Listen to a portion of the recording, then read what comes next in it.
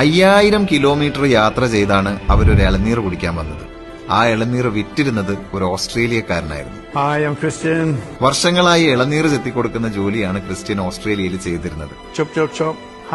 അപ്പൊ അവിടെയുള്ള ഒരുപാട് മലയാളികൾ ഒരുപാട് കിലോമീറ്ററുകളൊക്കെ താണ്ടി ഇദ്ദേഹത്തിന്റെ അടുത്ത് ഇളനീർ കുടിക്കാൻ വരും. അങ്ങനെ ഒരുപാട് മലയാളികളെ കസ്റ്റമേഴ്സ് ആയിട്ട് കണ്ടപ്പോ ക്രിസ്ത്യൻ ഒരു മോഹം, ഈ മലയാളികൾ ഇത്രയധികം സ്നേഹിക്കുന്ന അവരുടെ നാടൊന്ന് കാണണം. അങ്ങനെ ക്രിസ്ത്യൻ കേരളത്തിലേക്ക് പറന്നു.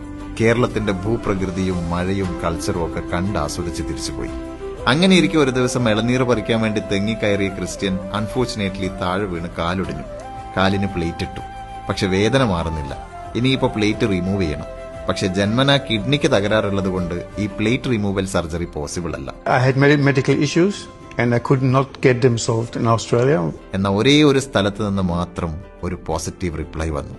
അത് നമ്മുടെ കേരളത്തിൽ നിന്നായിരുന്നു. കേരള ഹെൽത്ത് ടൂറിസത്തിൽ ഹെൽത്ത് കെയർ ഫെസിലിറ്റേറ്റേഴ്സ് എന്ന് പറഞ്ഞ ഒരു ഗ്രൂപ്പ് ഓഫ് ആൾക്കാരുടെ കോൺട്രിബ്യൂഷൻ എന്ന് പറഞ്ഞാൽ വളരെ വലുതാണ്. ഇവരോടുള്ള വിശ്വാസം കൊണ്ട് മാത്രമാണ് പല രോഗികളും കേരളത്തിലോട്ട് വരുന്നത്. അങ്ങനെ അദ്ദേഹം വീണ്ടും കേരളത്തിലെത്തി.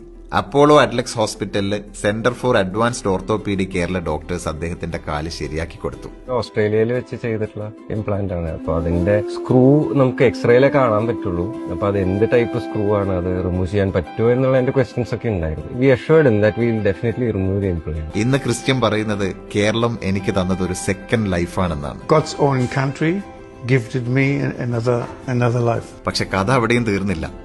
കേരളത്തോട് ഇത്രയും ഇഷ്ടം തോന്നിയ ക്രിസ്ത്യൻ ഓസ്ട്രേലിയയിൽ ഒരു 12 ഏക്കർ ഭൂമി വാങ്ങി. എന്നിട്ട് അവിടെ മുഴുവനും തെങ്ങ് കൃഷി ആരംഭിച്ചു. മാത്രമല്ല അതിനിടയിലൂടെ കേരളത്തിൽ കാണുന്നത് പോലെ തോടുകളും പണിതു. കണ്ടാൽ ഒരു കൊച്ചു കേരളം. ആൻഡ് ആ ലാൻഡിന് അദ്ദേഹം ഇട്ട പേരെന്താണെന്നറിയോ? ലിറ്റിൽ കേരള. എന്നെ ഏറ്റവും കൂടുതൽ ടച്ച് ചെയ്ത കാര്യം വേറൊന്നാണ്. നിങ്ങൾക്ക് കേരളത്തിൽ കൂടുതൽ ഇഷ്ടപ്പെട്ടത് എന്താന്ന് ചോദിച്ചപ്പോ ക്രിസ്ത്യൻ പറഞ്ഞ മറുപടി, the people of Kerala. You cannot beat the people of Kerala in friendliness.